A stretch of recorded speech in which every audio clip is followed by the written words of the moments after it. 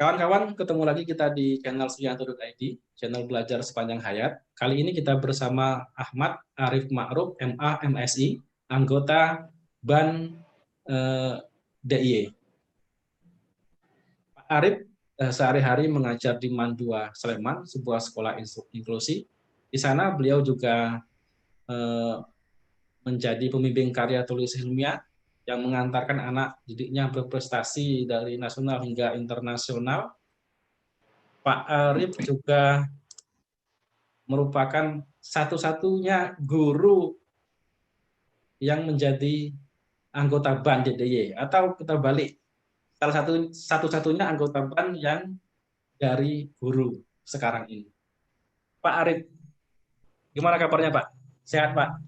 Alhamdulillah sehat walafiat. Ini Pak Arif, dengar-dengar sekarang sudah ada instrumen akreditasi yang baru Pak. Betul Pak itu Pak? Ya, betul. Yaitu instrumen akreditasi satuan pendidikan namanya. Biasanya disebut dengan IASP 2020. Jadi IASP versi 2020.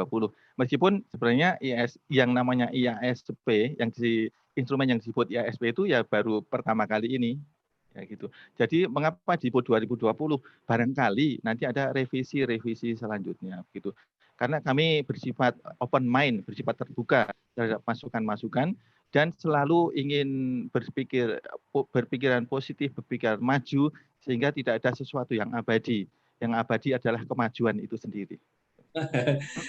Berarti kalau ada versi 2020 ada kemungkinan besok revisi 2021 gitu Pak ya? Ya, bisa jadi nanti tergantung. Misalnya sekarang kan IASP 2020 ini kan cocok untuk masa pandemi. Nanti kalau pandemi selesai, berarti kami harus merevisi lagi menyesuaikan dengan kondisi tidak pandemi. Begini Pak Arif, ini IASP 2020 ini sepertinya melakukan banyak perubahan. Terjadi banyak perubahan pada yang baru ini, yang termasuk ada yang mengatakan dalam akreditasi model baru ini, sekolah juga tidak harus akreditasi ulang, dan lain-lain. Itu bagaimana Pak? Hal-hal itu benar nggak itu Pak? Nah, begini penjelasannya. Jadi seharusnya setiap sekolah, setiap madrasah, baik itu mulai dari MI, SD, MTS, SMP, SMA, MA, SLB, sampai SMK, itu harus akreditasi setiap 5 tahun sekali. Ya. Akan tetapi, untuk melakukan akreditasi untuk 5 tahun sekali itu, ya, jangankan di luar Jawa, jangankan di Papua, jangankan di Sulawesi, di Jogja saja belum bisa membackup. Bisa kita bayangkan betapa besar dana yang dikeluarkan oleh pemerintah seandainya sekolah atau madrasah itu selalu akreditasi 5 tahun sekali. Nah, gini. Sehingga kalau di Jogja sih oke lah. Kita jumlahnya mungkin di pol-pol kayak gitu juga bisa. Dan jumlah asesor yang mempunyai kemampuan untuk mengeditasi itu mencukupi. Tapi kalau di luar Jawa atau Jawa Timur misalnya, yang masih di Jawa itu jumlah sekolah dan madrasah banyak sekali. Sehingga pemerintah harus mengeluarkan dana yang luar biasa besar untuk akreditasi itu, dan itu seperti pilkada aja, 5 tahunan, sehingga tinggal jumlah sekolah dibagi 5. Nah, karena keterbatasan dana itu, keterbatasan kuota, maka dengan sangat terpaksa ada sekolah yang sudah habis masa akreditasinya, itu terpaksa belum bisa diakreditasi. Oleh karena itu, mereka secara otomatis mendapatkan perpanjangan akreditasi selama 1 tahun.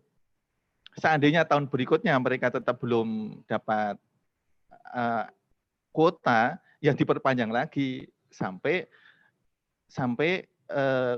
bisa masuk kuota, dalam artian sampai pemerintah punya dana untuk mengakreditasi dan sampai jumlah asesor mencukupi untuk mengakreditasi semua satuan pendidikan tersebut. Kalau untuk jumlah asesor, insya Allah di Jogja bisa memenuhi. Tapi seperti misalnya di Kalimantan Utara, itu hanya sedikit sekali calon asesor yang lolos seleksi asesor.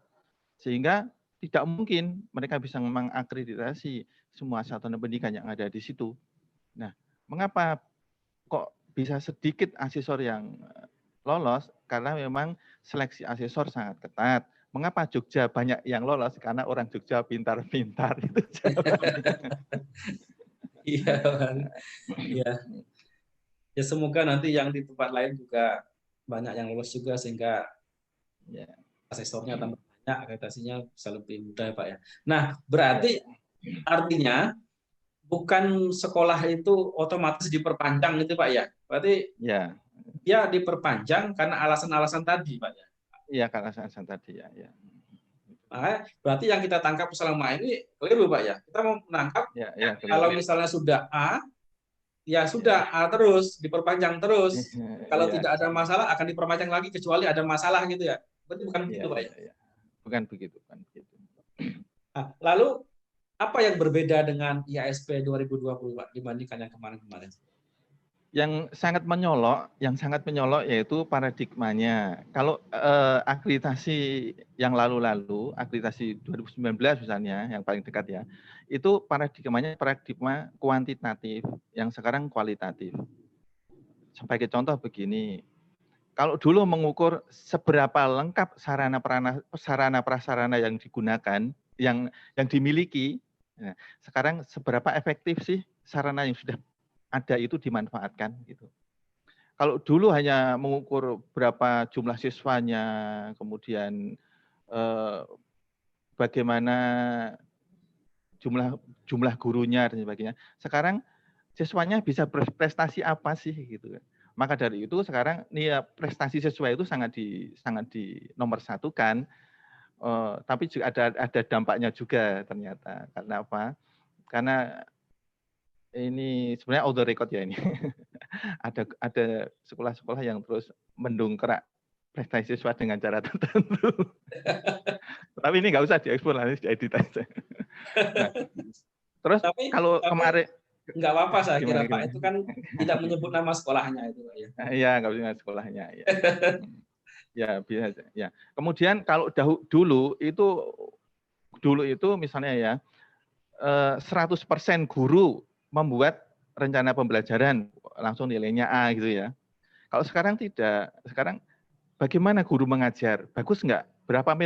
Berapa macam metode yang digunakan? Bervariasi atau tidak? Situasi pembelajarannya interaktif atau tidak? Banyak siswa yang bertanya atau tidak seperti itu. Itu yang nilainya bagus. Jadi kalau dulu masa bodoh, yang penting administrasi lengkap, akreditasi A gitu kan.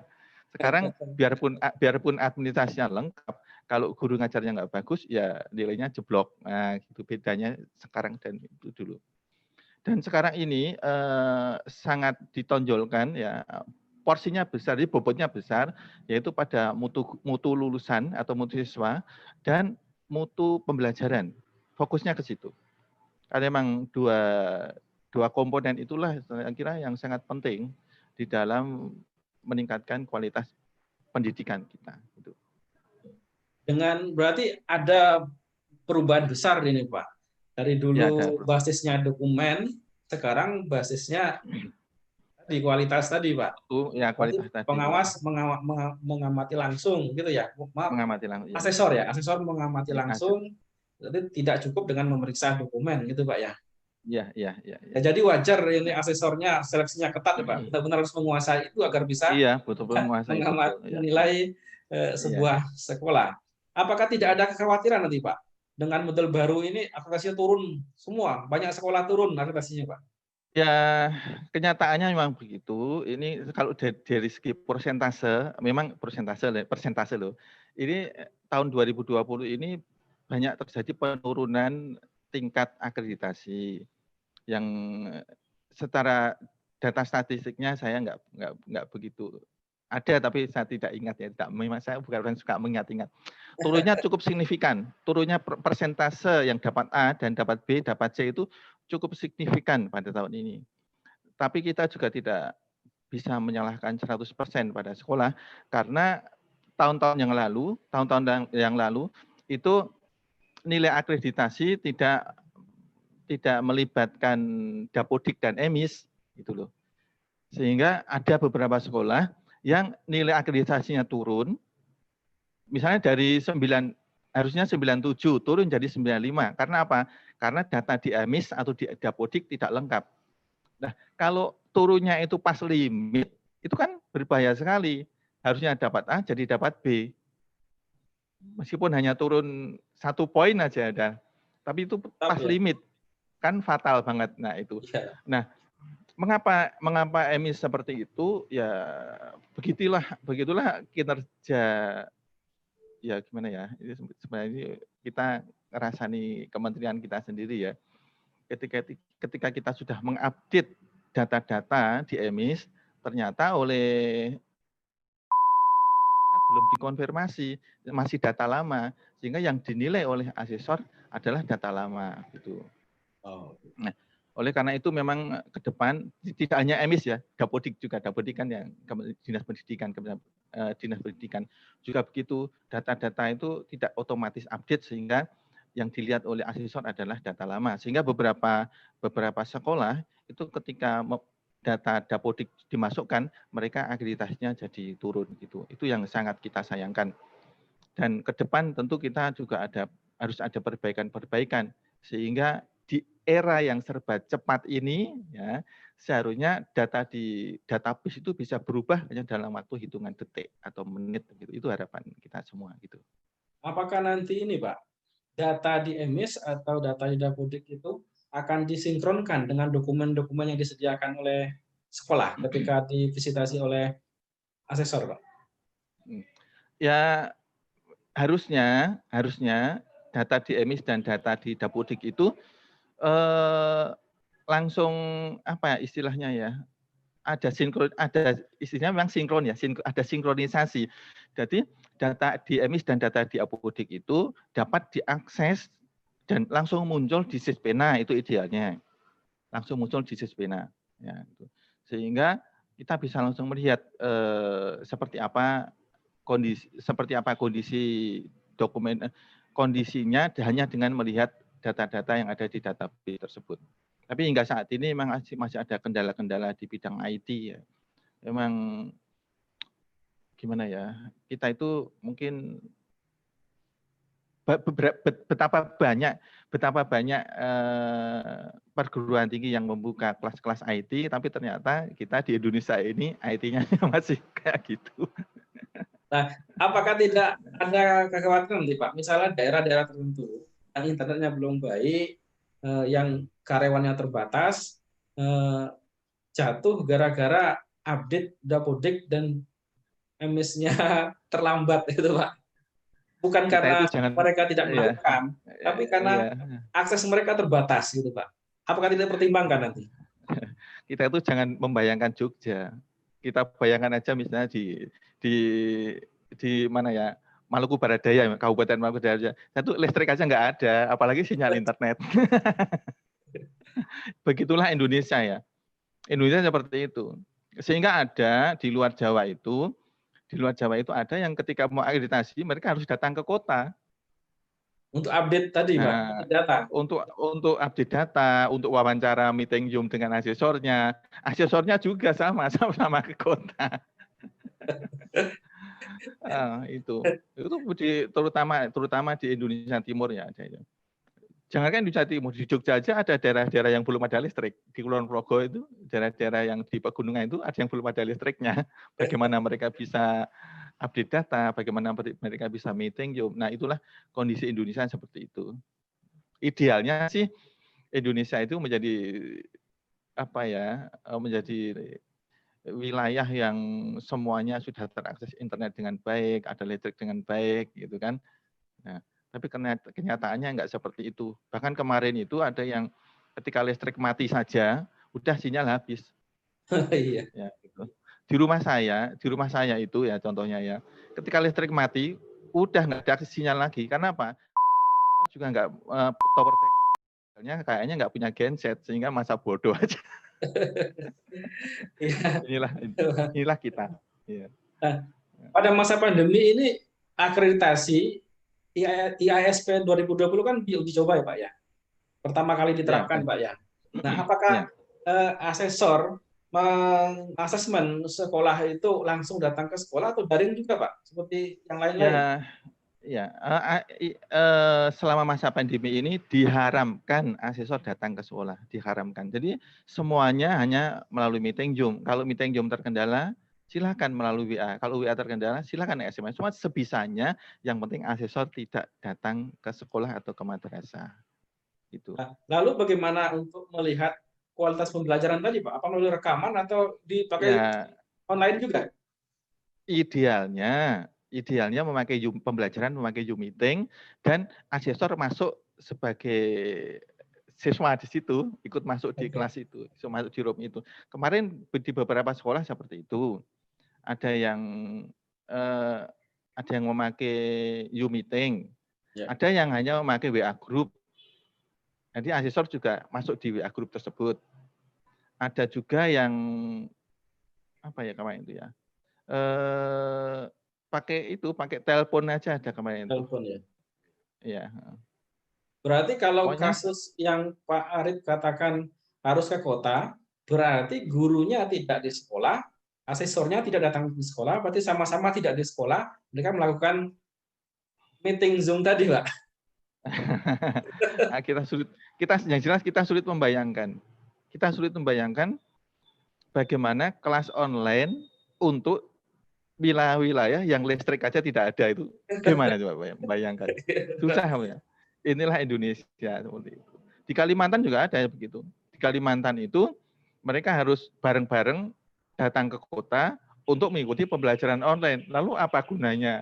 Apa artinya jaga jarak dan sebagainya? Mereka ngumpul di suatu tempat, ngumpul di warnet di kota untuk ikut pembelajaran online. Gurunya juga ikut ke situ karena harus pembelajaran online. Gitu.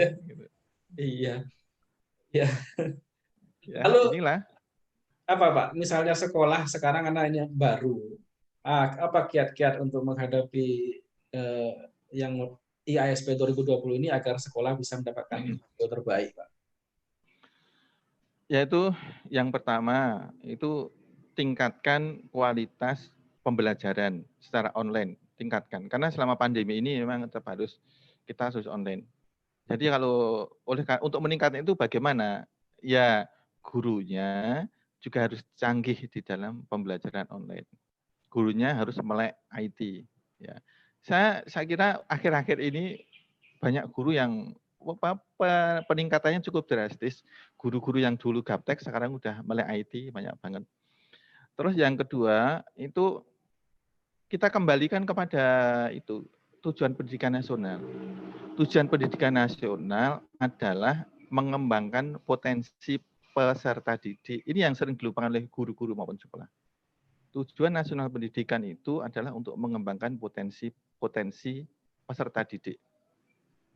Sehingga ya potensi anak itu dikembangkan, mereka harus berprestasi, mereka harus bagus, mereka harus punya karya-karya literasi, mereka harus menulis, mereka harus mempublikasikan karya-karyanya itu, mereka harus didorong, difasilitasi untuk nulis di koran, di majalah, bikin majalah dinding, nulis di web, ikut lomba dan sebagainya. Itu poinnya cukup besar di instrumen akreditasi. Itu yang kadang-kadang dilupakan bahwa siswa itu tidak cukup hanya masuk kelas, belajar, kalau di madrasahnya 22 mapel dipelajari, mereka harus sempurna di situ, ya nggak mungkin lah. Gurunya saja ya, ini jujur nih. Guru yang hanya mengajar satu mapel saja, untuk mengajar harus baca buku semalaman. Ya toh? Apalagi siswanya harus mempelajari 22 mapel, dituntut sempurna. Nah, inilah ya gimana lah, inilah pendidikan kita seperti itu, terlalu banyak mapel sehingga potensi peserta didik terlupakan. Untuk sukses di IASP 2020 ini, menurut saya pribadi loh, ini bukan berdasarkan pendapat orang lain, itu mari kita mengembangkan potensi siswa. Kalau potensi siswa berkembang, insya Allah nanti komponen mutu lulusan itu akan bagus, gitu. Berarti intinya fokus kepada siswa, potensinya harus dikembangkan, tidak cukup hanya menuntaskan materi-materi pembelajaran begitu, Pak ya? Iya, betul. Ya, ya. Terima kasih Pak Arif, ini menarik sekali. Tapi materinya kita cicil saja ya Pak ya, sedikit-sedikit Ya, ya. oke, oke. Biar Sedikit-sedikit ya. ada besok kalau mau ketemu lagi masih ada yang kita Ya, bicarakan. Mohon ya, maaf biar lebih tadi, ya. biasanya di sini agak sepi Pak. Tapi di awal tadi tiba-tiba ada suara mesin giling lewat. Suaranya keras Oh, sekali. nggak apa-apa ya. Ini juga. Ya terima kasih Pak Arif atas informasinya, berguna sekali bagi guru-guru, bagi sekolah. Semoga Pak Arif sehat selalu, kita semua sehat selalu, pandemi segera berlalu. Amin, amin, amin ya Allah. Amin, amin. Kawan-kawan jangan lupa subscribe channel ini untuk mendapatkan video-video terbaru dari kami. Terima kasih Pak Arif. Oke, makasih. Assalamualaikum.